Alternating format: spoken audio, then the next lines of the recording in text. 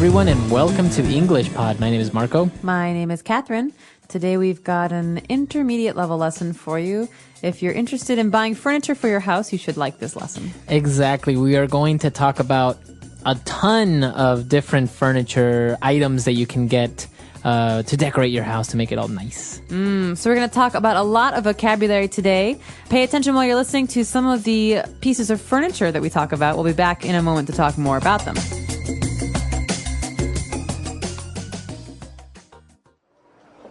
How about this floor lamp?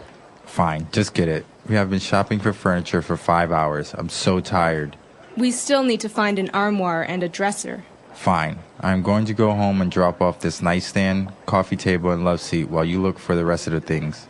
Great. Pick me up in about an hour, because I think I'll also get a beanbag and a dining set. While you're at it, can you pick up a nice recliner? I really want one so I can watch TV. Recliner? In my beautifully decorated living room? I don't think so. All right, we're back. So now what we're going to do is, since we have so much vocab, we're going to take a look at this language in two parts. So now let's go to language takeaway part 1. Language takeaway. Okay, so everyone's heard of a lamp, a light. This is something that you use to read in the dark, for example, to see in the dark. But in this case, we have a floor lamp. Floor lamp. So this is a lamp you put on the floor. Yes, exactly. So usually this lamp would be a lot taller. It'll maybe be like a meter taller, a meter and a half maybe. Okay, so for example, in your living room next to your sofa, you might have a very tall floor lamp. This allows you to get more light in the room. Right. So sometimes, the center light in your living room is not enough. You want maybe more light in the corners. You get a little floor lamp. Okay, so that's the first item. Now that we go to the bedroom, we are getting an armoire.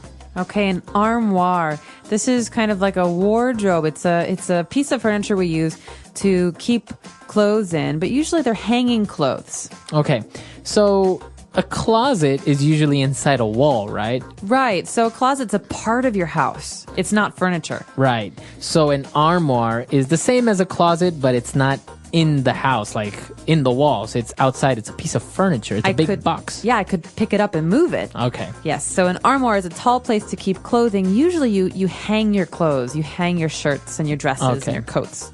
And moving on, we have a dresser. Now, this seems pretty straightforward. To get dressed, you have a dresser. Yeah, it makes a lot of sense, but there is a big difference here between an armoire and a dresser. A dresser is usually drawers. So you keep your sweaters, your shirts, your socks, your underwear in a dresser. Okay. So an armoire, as you said, usually you hang your shirts or your pants. It's for hanging stuff only. A dresser is you have different drawers where you can put your socks, your boxer shorts, and any other things that you keep. Exactly. Okay. Very good. So two very handy words, and that's what makes the difference between a closet. So many people say, oh, well, it's just a closet. Well, a closet's different. No, a closet is actually part of your house. It's a part of the wall. Maybe it has a door. There's a big difference there. Okay. So moving on, we have a nightstand that's also usually in the bedroom. That's right. So I always wondered, why is it called a nightstand and not a day stand? Well, a nightstand, it makes sense. It usually has a lamp on it, a light on it. And so when you're in bed and you want to read, you have a nightstand next to you to put your lamp so you can turn the lamp on. Usually I also keep my books here. So when I'm reading, I put my books down, then I go to sleep. Some people also keep their glasses and their alarm clock on a nightstand. Okay. It's a small table that stands next to your bed. Very good. And our last word for language takeaway part 1, we have a coffee table. Okay, so with the coffee table, Marco, we're moving back into the living room. And in the living room, you have a sofa, you have some chairs. You need a table. But you don't want a big table. You want a small table or a very short table. This is a coffee table. It's called a coffee table. I'm not really sure why. I guess because if you're having coffee in the living room, this is where you put the coffee. That's right. And we even have something called coffee table books. These are big, beautiful books, hardback books that have many pictures that you put on your coffee table to look nice. It's not for you to actually to read all the time. Well, I read them, but it's more important to use these books to look nice. Yes. And this is interesting though, because in many other countries, they're not really called a coffee table. So a direct translation wouldn't really help you in many cases. No.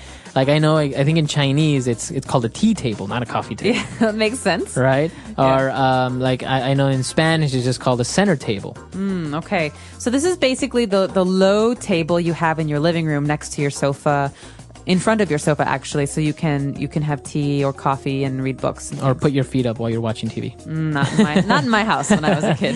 All right. So now why don't we go back, listen to the dialogue again, and we'll be returning a little bit with more vocab.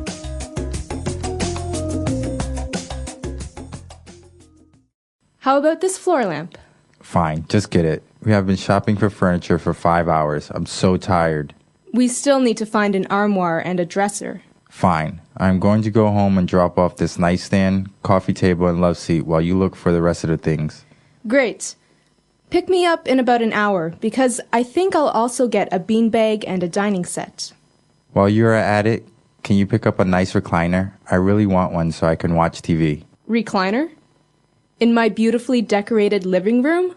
I don't think so. All right, we're back. So now let's take a look at language takeaway part 2. Language takeaway. Coming up, we have one of my favorite phrases in the English language. I don't know why I like it so much, but it is a great name for a piece of furniture. A love seat. Love seat. Okay. Okay. So it sounds very romantic. It does. Seat. Well, think about a sofa. A sofa can be very large. You can have 4 or 5 people on a sofa. Right. But a love seat is a small sofa for 2 people. Okay. So that's what makes the difference, right? It's a sofa, but only 2 people can sit on this. That's right. So if it's a big sofa, it's not a love seat. And what about if it's one, because usually sofa sets, you have a love seat, a big one, and you have one, sometimes an individual one. Do you just call that a chair? Yep, a chair. A chair. Okay. Exactly. We'll come to it in a minute. There's a special kind of chair that it might be, but we're not quite there yet. First, we have another kind of chair, which is very special and reminds me a lot of the 1970s. Right. We have a bean bag, and this is actually a piece of furniture that's still very popular in many places. And it's called a bean bag because it's a huge bag that is filled with beans. Right, beans or something soft. And when you sit on it, it looks like a ball, but when you sit on it, it can change shape. Right, it molds to what shape you are. And usually they're very light. And a lot of times, I hate to say it, a lot of times bachelors' apartments have these. That's right. It's actually very cheap piece of furniture, and it's comfortable. Sometimes if you're watching TV, you can just sit on your beanbag and watch TV. Even I know some people may, fall asleep on a beanbag as guests. I've never slept on, well, maybe once, but I don't remember sleeping on a beanbag. I imagine it's quite uncomfortable. Yeah, for your back. But moving on, after a beanbag, which is a good and informal piece of furniture, we have a dining set, which is a lot nicer.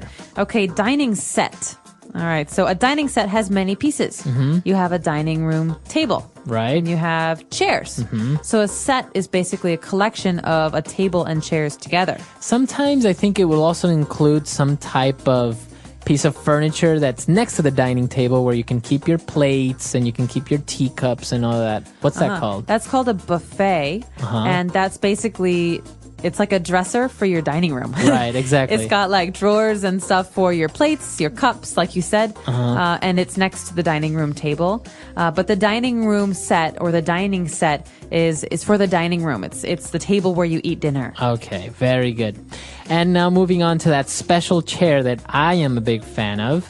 It's very comfortable to sit on, and it's called a recliner. Recliner. So we have a word here, recline. It means to lie back, to put your head back, to get comfortable. So a recliner is a chair that you can change the shape of to make you lie down flat. So, when you sit down, you're sitting. But what if you want to lie down in a chair? This chair lets you do that. And it also, from the bottom part where your feet are, a little thing pops up so you can rest your feet on top of this little extension of the chair. Okay, so it has a built-in footrest. Footrest, exactly. So it's very comfortable. It's very popular. If you ever watched the series Friends, Oh, yeah. they have the recliners. It's very comfortable to watch sports, for example. You have your beer. Joey has his recliner. Right. And remember when Joey and Chandler lived together, they have the two recliners Yeah. in front of the TV. Those chairs are recliners, Yeah. and they're very, very popular. Actually, I think in the United States, they're very commonly known by the brand Lazy Boy. That's right. There's a brand. It's not a kind of furniture, but it's the name of the brand. It's Lazy Boy, and they're very, very famous. You're right, Marco, Right. for their reclining chairs. Exactly. So, Lazy Boys, you may hear it, but the real word for it is called a recliner. So, a lot of interesting pieces of furniture there. I think our house is going to look amazing. So, why don't we go back and listen to the dialogue one last time?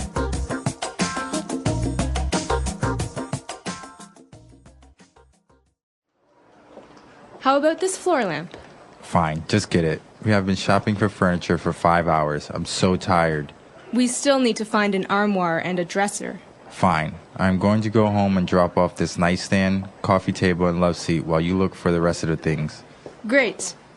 Pick me up in about an hour, because I think I'll also get a beanbag and a dining set. While you're at it, can you pick up a nice recliner? I really want one so I can watch TV. Recliner? In my beautifully decorated living room? I don't think so.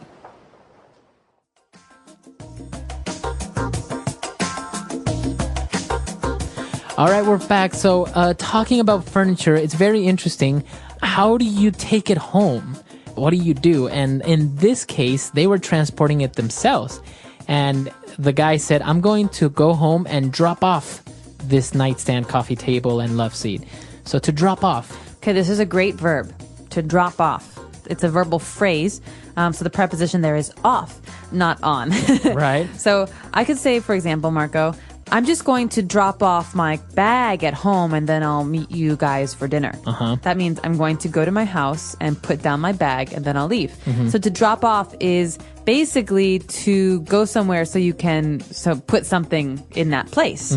But it doesn't mean that you're going to go to that place and stay there. Right. So if I say I'm going to drop off the kids at school, that means I'm going to take the kids and leave them at school and then go away. It doesn't mean you're going to school yourself. Right, exactly. So can you drop off the laundry at the dry cleaners, please? Very good. So I'm going to take the laundry to the dry cleaners, leave it there, and then go somewhere else. So what happens at 3 o'clock when the kids are still at school? That's right. Now we use the opposite verbal phrase, and that is to pick up.